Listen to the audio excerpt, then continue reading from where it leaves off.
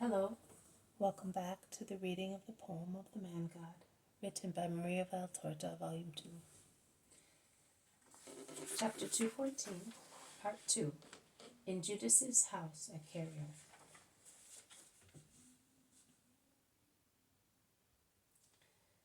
They go back into the room, and Mary of Judas tells the maidservant to bring in fresh food for the new guests. "Here, son, Eliza's greetings," says Mary, handing a small parchment roll to Jesus, who unfolds it and reads it, then says, I was sure. Thank you, Mother. On my behalf and on Eliza's, you really are the health of the sick. I? You, son, not I. You, and you are my greatest help.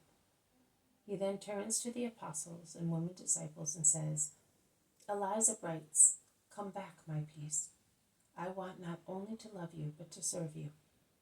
So we have relieved a creature of her anguish and melancholy, and we have gained a disciple. Yes, we will go back. She wishes to meet also the women disciples. She is recovering slowly, but without relapsing. Poor Eliza. She still undergoes moments of frightful bewilderment. Does she not, Simon? One day she wanted to try to come out with me, but she saw a friend of Daniel's, and we had great difficulty in calming her weeping. But Simon is so clever, and since Eliza expressed the desire to return to the world, but the world of Bethzur is too full of memories for her, Simon suggested we should call Johanna, and he went to call her. After the feast, she went back to Bethur, to her magnificent rose garden in Judea. Simon says that he seemed to be dreaming while crossing the hills covered with rose bushes, that he was already in paradise. She came at once. She is in a position to understand and pity a mother mourning her sons. Eliza has become very fond of her, and I came away. Johanna wants to persuade her to leave Bethzur and go to her castle, and she will succeed because she is as sweet as a dove, but as firm as a rock in her decisions. We shall go to Bethzur on our way back, and then we shall part. You, women disciples, will stay with Eliza and Johanna for some time. We will go through Judea, and we shall meet in Jerusalem for Pentecost. The Most Holy Virgin Mary and Mary, Judas's mother, are together. They are not in the town house, but in the country one. They are alone. The apostles are outside with Jesus. The women disciples and the boy are in the magnificent apple orchard, and their voices can be heard together with the noise of clothes beaten on washboards. They are perhaps doing the washing while the boy is playing. Judas's mother, sitting in a dim-lit room beside Mary, is speaking to her. These peaceful days will be like a dream to me. Too short. Yes, too short. I know that we must not be selfish, and that it is fair that you should go to that poor woman and to so many other unhappy people. But I wish I could. I wish I could spare the time or come with you. But I cannot. I have no relatives apart from my son, and I must look after the property of the family. I understand. It is painful to part from one's son. We mothers would always like to be with our children, but we are giving them for a great cause, and we will not lose them. Not even death can take our sons away from us. And if they and we are in grace in the eyes of God, but ours are still on the earth, even if by the will of God, they are torn from our bosoms to be given to the world for its good, we can always join them, and even the echo of their deeds is like a caress to our hearts, because their deeds are the scent of their souls. What is your son to you, woman? Asks Mary of Judas in a low voice. And the Most Holy Mary replies promptly, He is my joy. Your joy! And then Judas's mother bursts into tears and lowers her head to hide them. She bows so low as to almost touch her knees with her forehead. Why are you weeping, my poor friend? Why? Tell me. I am happy in my maternity, but I can understand also those mothers who are not happy. Yes, not happy, and I am one of them. Your son is your joy. Mine is my grief. At least he has been so. Now, since he has been with your son, I'm not so worried. Oh, of all those who pray for your holy Son, for his welfare and triumph, there is no one after you, blessed woman, who prays so much as this unhappy mother who is speaking to you. Tell me the truth. What do you think of my son? We are two mothers, one facing the other. Between us there is God, and we are speaking of our sons. It can be but easy for you to speak of yours. I have to strive against myself to speak of mine. And yet, how much good or how much grief can come to me from this conversation? And even if it is grief, it will always be a relief to speak about it.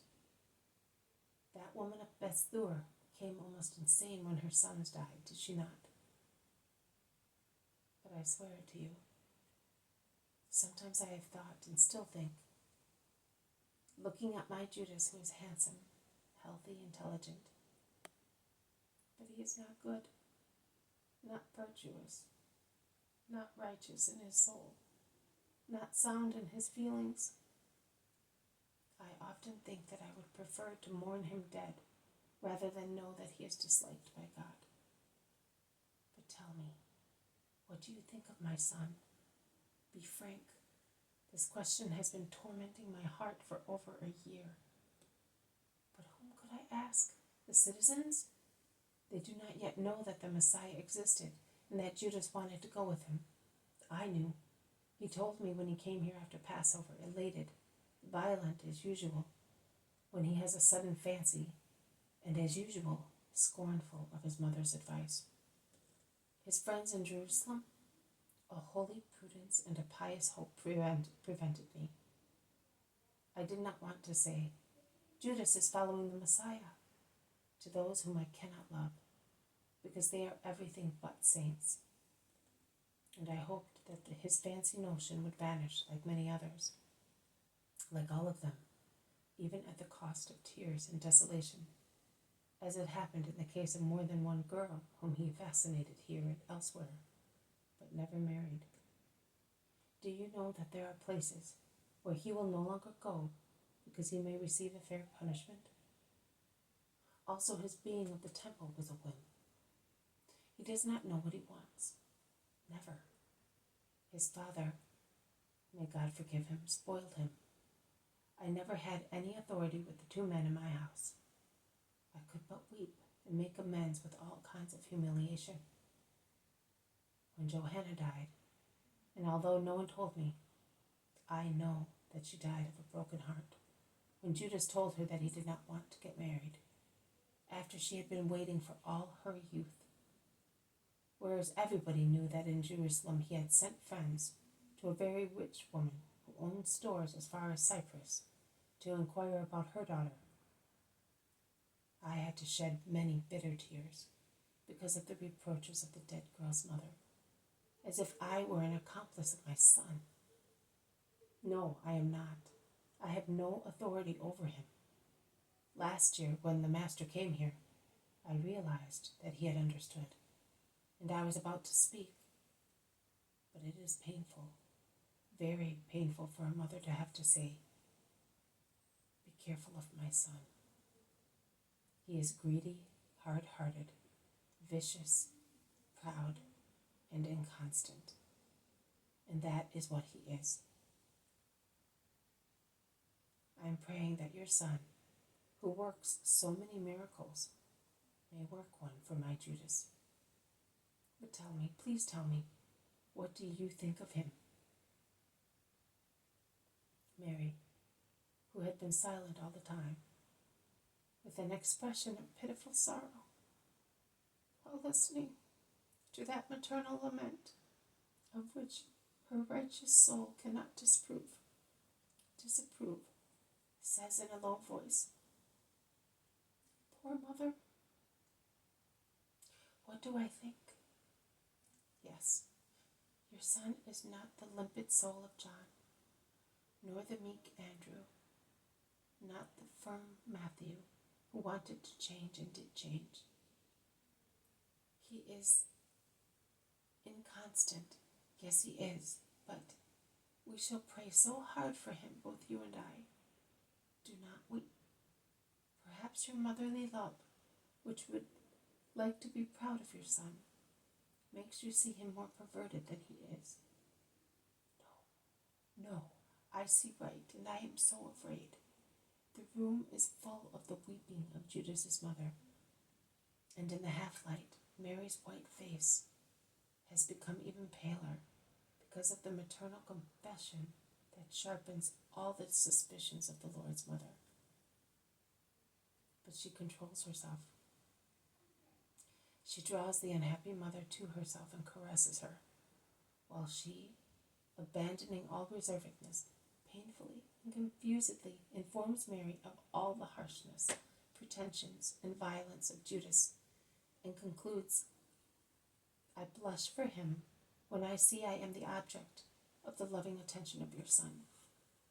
I have not asked him, but I am sure that besides doing it out of kindness, he wants to say to Judas, by means of his loving attention, remember that this is how a mother is to be treated.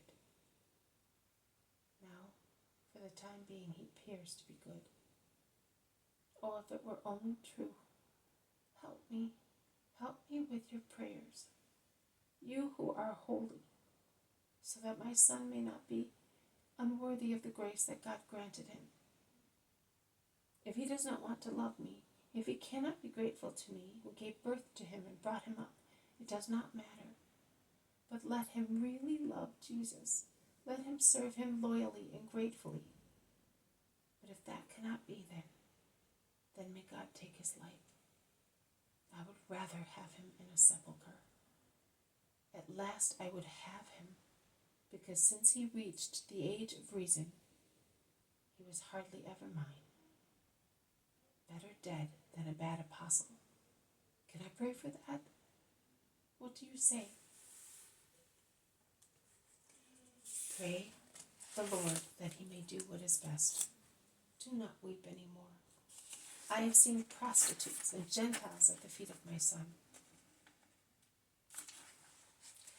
and publicans and sinners with them. They all became lambs through his grace. Hope, Mary, hope. The grief of mothers saves their sons. Do you not know that? And everything ends on that pitiful question.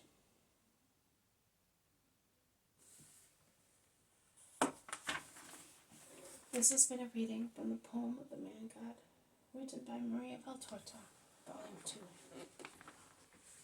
Chapter 214, Part 2, In Judas's House at Kerioth. Thank you for listening. I will see you tomorrow. May God bless you, and may peace be with you.